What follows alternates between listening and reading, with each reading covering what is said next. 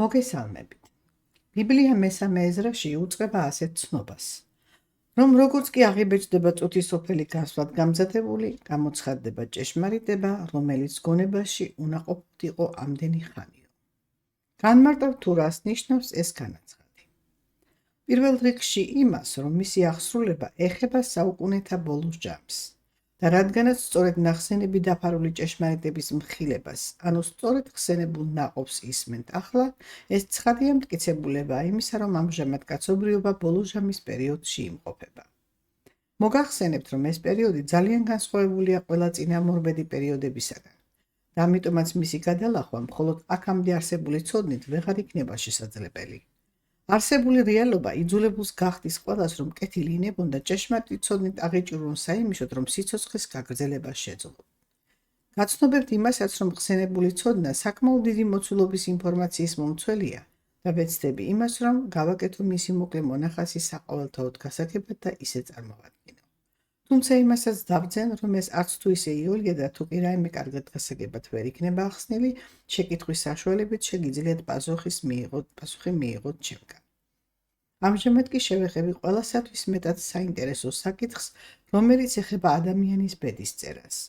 რის შესახებაც სულ სხვა წარმოდგენა არის ხალხში. რათა ჰქონიათ, რომ ბედისწერა პიროვნებას ვიღაცის მიერ აქვს დადგენილი და ასე ამბობენ, როგორც დაწერილია, მაინც ისე იქნებაო. ამიტომაც ზოგს სწამს მისი არსებობა და ზოგსაც არა. სინამდვილეში კი ყოველი ადამიანი თვითონ იწერს საკუთარ ბედს და ცხადია, რომ როგორადაც ჩაიწერს, ისევე აღასრულებს თავადაც და სამყაროც. აი სწორედ ეს მინდა კარგად გავაშუქო, თუ როგორ იწერს ადამიანი საკუთარ ბედს და ამას ვერ აკეთებს ისე, რომ რაც სურს ის მიიღოს. ვიმედოვნებ, რომ უკვე ხალხი გათვითცნობიერებულია იმაში, რომ ადამიანის სულის და სხეულის კავშირით მიღებული ერთმთლიანობაა, სადაც სულს აქვს საკუთარი პროგრამა გონება და სხეულს კიდევ აზროვნება. სწორედ მათი თანამშრომლობით ხორციელდება პროცესი, რომელსაც სიცოცხლე ჰქვია და ადამიანით წარმოდგენილია ცოცხალ არსებად. თანამშრომლობაში კი ის უგულისხმება, რომ აზროვნებას შემქმნელის მიერ მიცემული აქვს თავისუფალი ნება იმისა, რომ რაც სურს ის ითხოვოს და გონებაც მას ზუსტად იმას აძლევს, რაც ითხოვა. კანონის ითხოვეთ და მოგეცემათ აღსრულებით. რაც შეეხება მოთხოვნა მიღების საკითხს, ის კი ხორციელდება სიტყვიერ ენერგიულ მატერიალური გარდაქმნების ფონზე. ყოველივე ეს პროცესი, რომ უფრო გასაგებად ავხსნა, მოვიქცევი ასე. უპირველეს ყოვლისა შევეხები სიტყვის ძალას, რომლის თაობაზეც საყოველთაოდ ცნობილი რაც არის ის, რომ ადამიანური ცხოვრების არსი სიტყვების გაგებაზეა დამყარებული. ვინაიდან მოსმენილი იქნება ნანახი თუ შეხებით შეგრძნობილი, ყოველივე ამის აღქმა ხორციელდება სიტყვების მეშვეობით. ეს ცოდნა არის ის, რაც ადამიანმა იცის სიტყვის ფენომენის შესახებ, მაგრამ გეტყვით იმას, რომ სიტყვებს იმაზე გაცილებით უფრო მეტი როლი აკისრიათ ადამიანთათვის, ვიდრე მათ ეს იციან და თან დავძენ იმასაც, რომ მეტად მნიშვნელოვანია ის, რომ უკვე ეს ცოდნა ჰქონდეთ. ხოლო მის გასაგებად კი ჯერ იმას განმიხილავ, თუ რას წარმოადგენს სიტყვა და რა ფენომენია სიტყვიერად გაგება. როგორც ცნობილია, სიტყვა ბგერებით აწყობილი მთლიანობაა, რომელიც გამოსახავს სამყაროში არსებული ყველაფრისა და ყოველივეს აღმნიშვნელ წოდებას. განურჩევლად იმისა, ხილული იქნება ის თუ უხილავი. რაც შეეხება სიტყვიერი გაგების ფაქტორს, ცხადია ის მაშინ ხდება, როცა შეცნობილი იქნება მისი მნიშვნელობა. მისი მიღწევაც ადვილია მაშინ, თუ კი თვალით ხილულს ან შეგრძნებით აღქმულს აღნიშნავს. მაგრამ ადამიანი ხომ იგებს იმასაც, რასაც ვერ ხედავს და ვერ შეიგრძნობს. როგორ ახერხებს ამას? ამის შესაძლებლად წარმოადგენს სიტყვის რაობას. როგორც ვთქვი კიდეც, იგი ბგერების მომცველია. ხოლო ბგერა კი ნაწილაკთა შეჯახების შედეგად წარმოქმნილი ელექტრული ტალღაა. რაც იმას ნიშნავს, რომ სიტყვა ენერგიის მომცველია და ამიტომ ცხადია ძალასაც ფლობს და მას ხმა ჰქვია. ყოველი სიტყვა რაღაცის აღმნიშვნელია და ის არ არსებობს იმის გარეშე, რომ რაიმეს მნიშვნელობას არ შეესაბამებოდეს. რაც იმიტომ ხდება, რომ სიტყვის შექმნა ხორციელდება იმ ელექტროტალღების გამომსახველი ბგერებისაგან, რომელთა წარმოშობაც ხდება მაშინ, როდესაც მიმდინარეობს იმის შექმნის პროცესი, რასაც ეს სიტყვა აღნიშნავს. რაც თავის მხრივად იმის მტკიცებულებაცაა, რომ ეს სამყარო ქმნილებაა. ახლა კი ქმნილება ადამიანს შევეხოთ და გავარკვიოთ თუ რა ფენომენს ფლობს იგი.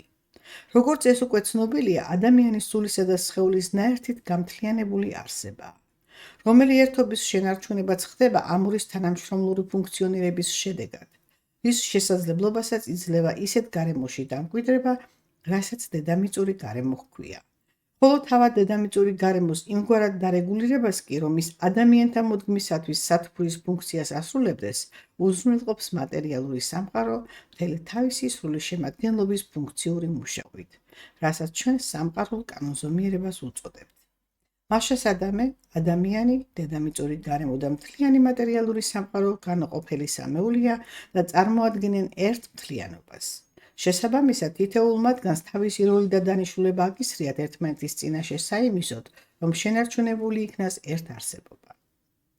ვინაიდან და რადგანაც ადამიანური შემეცნება ჯერ კიდევ ვერ არის აცდენილი ვიწრო აზროვნების ჩარჩოებს, ამიტომ მას არ შეუძლია იმის კარგად გააზრება, რომ უზარმაზარი სამყაროსთან შედარებით ნამცეცა ზომის არსებას შეიძლება რომ მნიშვნელოვანი როლი ჰქონდეს დაკისრებული ამ სამყაროში. სინამდვილე კი ისაა, რომ ადამიანს მართლაც მნიშვნელოვანი და საფახსუხისმგებლო როლი აკისრია და ეს იმიტომ, რომ ამ სამყარული ღირებულებათა შეფასებანი ფიზიკური მოცულობის ზომებზე არ დგას. რის მისახვედრადაც თვალის ფენომენის მაგალითი საკმარისია.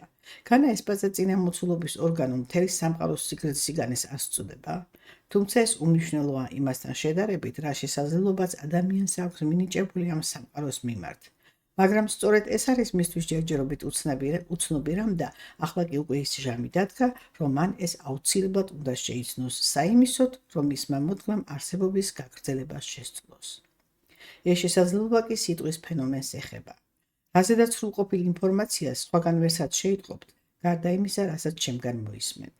პირდაპირ ვიტყვის სათქმელს და ეს არის ის, რომ ადამიანური სიძლიერის ფაქტორი სიტყვის ძალაზეა დაფუძნებული.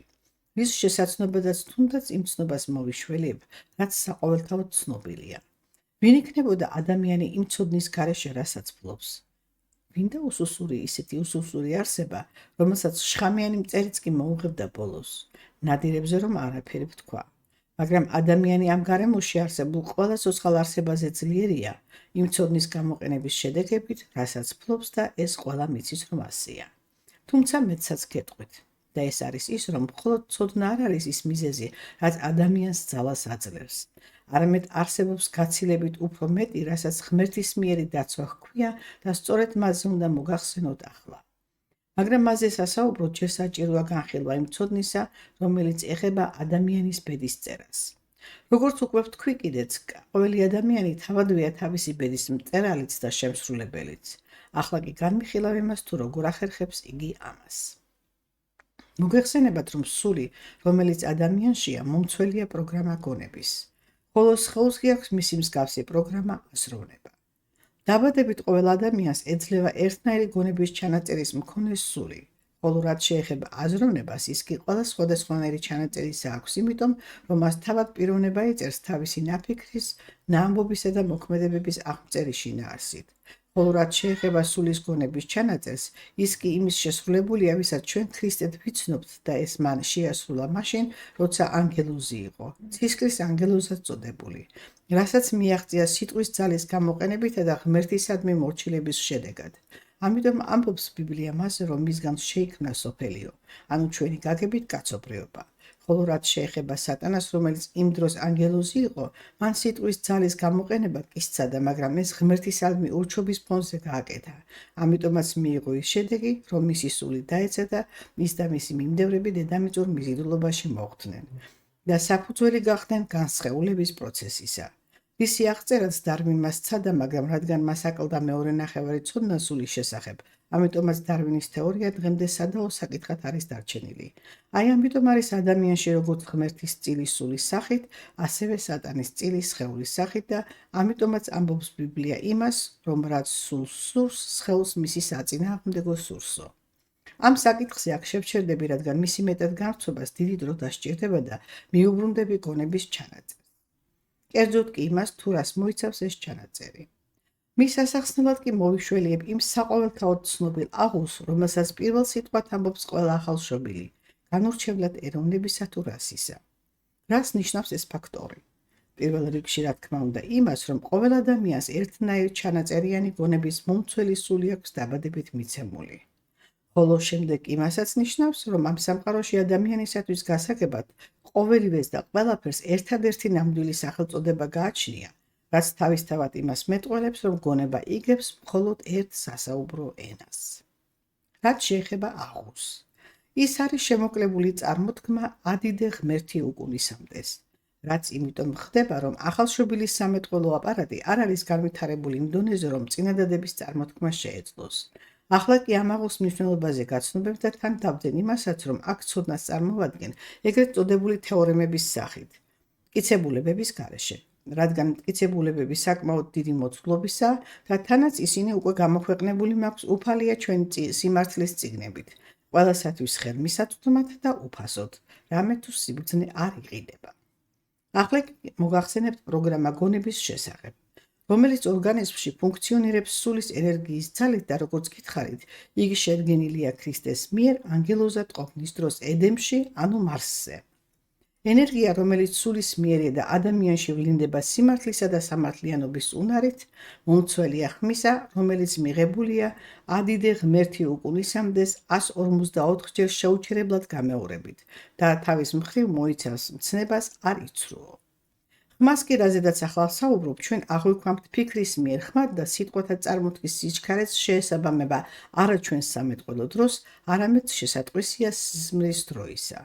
ამიტომაც მისი კადრების ხილვა შეგვიძლია მხოლოდ არა მთლიანობისა, არამედ მხოლოდ ნაწილის. ხოლო სხვისი კუთვნილების არ მითვისების უნარის შესატყვისი ენერგიის გახმოვანება კი 154 კვადრატჯერ გამეორებით მიიღება და მოიცავს მცნებას არ იქურდო. პატიოსნების უნარის შესატყვისი ენერგიის გახმოვანება კი 154,000 კუბში ჯერ გამეორებით და მოიცავს მცნებას არ იმრუშო. ერთგულების უნარის შესატყვისი ენერგიის ხმიანობა კი 154,000 აყვანილი მეოთხე ხარისხში გამეორებით და მოიცავს მცნებას არ გასკლა. ხოლო სინდისის უნარის შესატყვისი ენერგიის გახმოვანება კი 154,000 აყვანილი მეხუთე ხარისხში ჯერ გამეორებით და მოიცავს მცნებას პატივი ეცი მშობლებს. აი ამიტომ აქვს მთავარი საჯულის როლი სინდის მინიჭებული ბედისწერის განსჯის დროს. რაც შეეხება კაცთმოყვარეობის გრძნობის შესატყვისი ენერგიის ხმიანობას, ის მიღებულია 154,000 აყვანილი მეექვსე ხარისხში ჯერ გამეორებით და მოიცავს გიყვარდეს მოყვასე შენი მცნებას. ხოლო ღმერთისადმი ჭეშმარიტი რწმენის უნერმქონეობის შესატყვისი ენერგიის ხმიანობა კი მიღებულია 154,000 აყვანილი მეშვიდე ხარისხში გახმოვანებით და მოიცავს გიყვარდეს ღმერთის შენი მცნებას. თავის მხრივად კი ამ მცნებების დაცვის სიმრავლით ის თვისებები ვითარდება, რომელთაც სიყვარულის გრძნობების თვისებები ჰქვია, ხოლო დაუცველობით კი ბოროტებისა.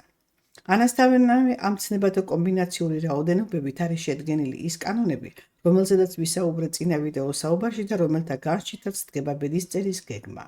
და ისინი გაფანტული სახით არიან ბიბლიაში სიბრძნეთა სახით, ხოლო წიგნში ბედისწერის კანონმდებლობაში კი შეკრებილი სახით არიან წარმოდგენილი. ახლა კი ბედისწერის შექმნის მექანიზმზე გადავალ. გვიძენ მდგომარეობაში ადამიანის აზროვნება იმყოფება აქტიურ მდგომარეობაში და იღებს გადაწყვეტილებებს იმისას, თუ რა სურს თავის პატრონს და თანაც ეძებს გზებს მიზნის მისაღწევად.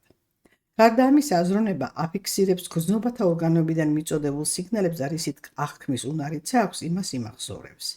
ძილის დროს კი იგი ისვენებს და დროს უთმობს გონების მსაჯულებს, რომ მათ განიხილონ მისი შეგროვებული ინფორმაცია, რომელიც წარმოადგენს მისი პატრონის ნაფიქს, ნასაუბრებს და ნამოქმედებს. გონების მსაჯულები კი სინდისის ხელმძღვანელობით მიღებულ ინფორმაციას ამოწმებენ შესატყვის კანონებთან შედარების მიხედვით და გამოყავთ შესრულება არ შესრულების პროცენტები. რის გადასინჯვასაც შემდეგ სინდისი ასრულებს რწმენის კოეფიციენტის მეშვეობით და მიღებული შედეგიც არის სწორედ ბედისწერის ის გეგმა, რომელიც სამყაროს გადაეცემა ენერგიული სახით და აღსრულებაც დაიწყება დროის ფაქტორთან შესაბამისობაში. ვინაიდან ენერგიის მატერიად გადაქმნას სათავისო დრო აქვს დადგენილი მატერიალების აგებულების თავისებურებიდან გამომდინარე. რაც შეეხება რწმენის კოეფიციენტს, იგი პიროვნების ინდივიდუალური გენეტიკური კოდის ის მაჩვენებელია, რომელიც ორგანიზმში პოვებს განშლას ხასიათის სახით. ის პიროვნებას ეძლევა დაბადებითო და წარმოადგენს წინაპართაგან მიღებულ მემკვიდრულ გენს, რაც პროგრამულად არის რიცხვი, რომელიც ყოველივე პიროვნებისათვის არსებობს ერთადერთი და განუმეორებელი. და წარმოადგენს ინფორმაციას ღმერთისაგან დადგენილი ბედის კანონების დაცვა არ დაცვის სახეობისა და რაოდენობის სამსახურს. აი ამგვარად იწევს ადამიანი საკუთარ ბედს და რადგან ამას აქამდე აკეთებდა შეუცნობლად, ახლა უკვე შეუძლია ის ცოდნით გააკეთოს და გამოისწოროს ბედი, თუ კი მას ემდურის. სწორედ ამ ცოდნას უმალავდა სატანა ადამიანებს, ხოლო თუ რატო, ამას მომდევნო საუბარში გაცნობებ.